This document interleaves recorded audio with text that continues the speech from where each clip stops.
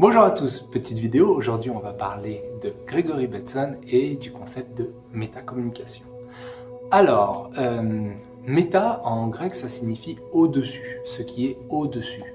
Donc, c'est très à la mode d'entendre parler du concept de méta. Donc, on entend métalangage, métacontexte, méta-environnement, métamorphe.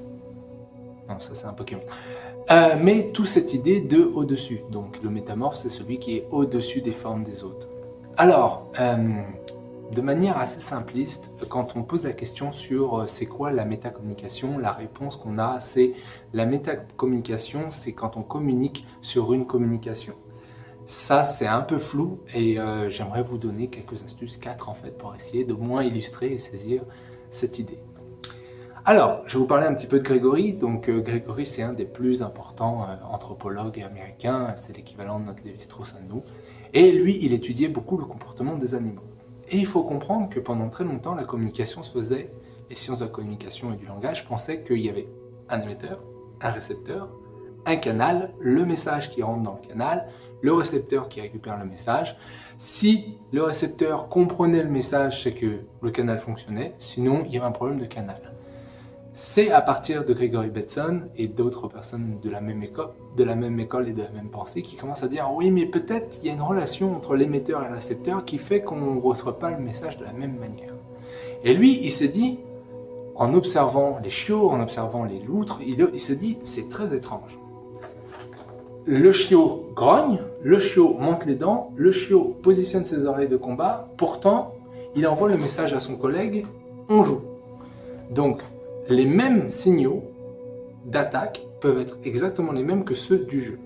Comment c'est possible qu'un même signal puisse signifier différentes choses? On voyait un peu la contradiction avec l'histoire de canal émetteur-récepteur.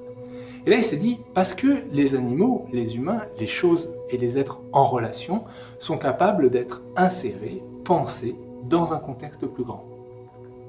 Ok, donc ça fonctionne comme ça. Donc le chien est capable de dire à l'autre chien, ou le lionceau est capable de dire à l'autre lionceau, je vais t'attaquer, mais c'est pour de faux.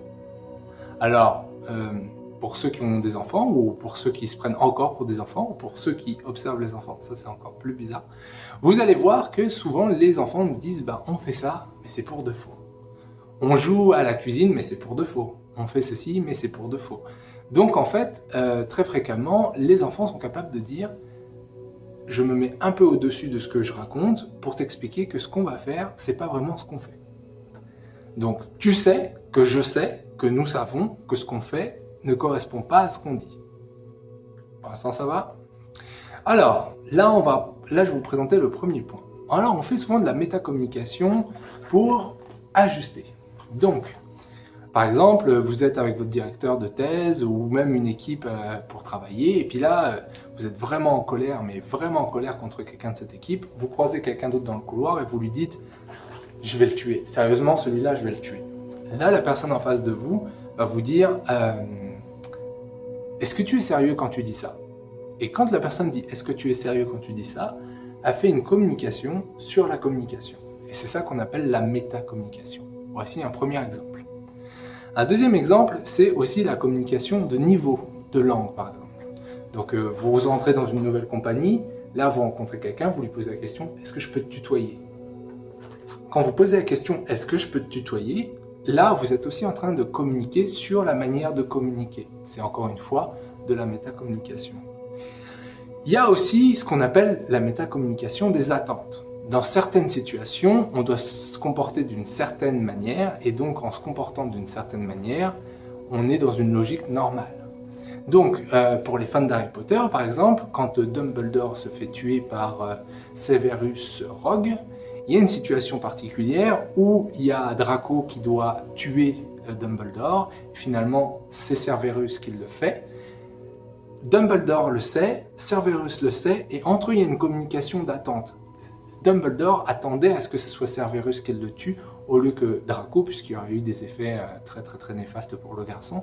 Donc, les deux étaient dans une situation d'attente. Ce qu'il y a, c'est que nous, ça nous a surpris en tant que spectateurs parce qu'on n'était pas dans cette métacommunication. On ne savait pas, mais eux, ils savaient. Et la dernière, parce que la métacommunication n'est pas forcément orale, elle peut être aussi non verbale.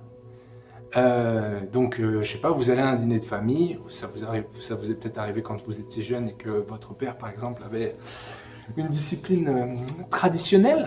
Alors, il y avait un objet de grande valeur qu'il ne fallait pas toucher. Alors, mon père, au début, me faisait un clin d'œil en me disant ça là, il touche pas. Et après, donc le clin d'œil, c'est une communication sur une communication, en me disant ce que je vais te dire là, c'est pas exactement. Ça n'a pas le sens que ce que je veux dire. Donc quand vous faites une blague, par exemple, quand vous dites quelque chose qui est une blague à quelqu'un, vous faites un clin d'œil, si vous êtes trois, vous faites un clin d'œil à la troisième personne et vous comprenez que ce que vous dites est faux. Donc il y a aussi de la métacommunication qui est non-verbale et puis comme je vous l'ai dit, à la base Bateson l'a compris à travers les animaux. Donc je vous remercie d'avoir vu cette vidéo. Si vous l'avez aimé, partagez, likez, commentez. À une prochaine. Grâce à cette définition, vous voyez que dans la communication, on utilise à la fois les mots, la langue, mais aussi le corps. On peut donc distinguer la communication verbale et la communication non verbale.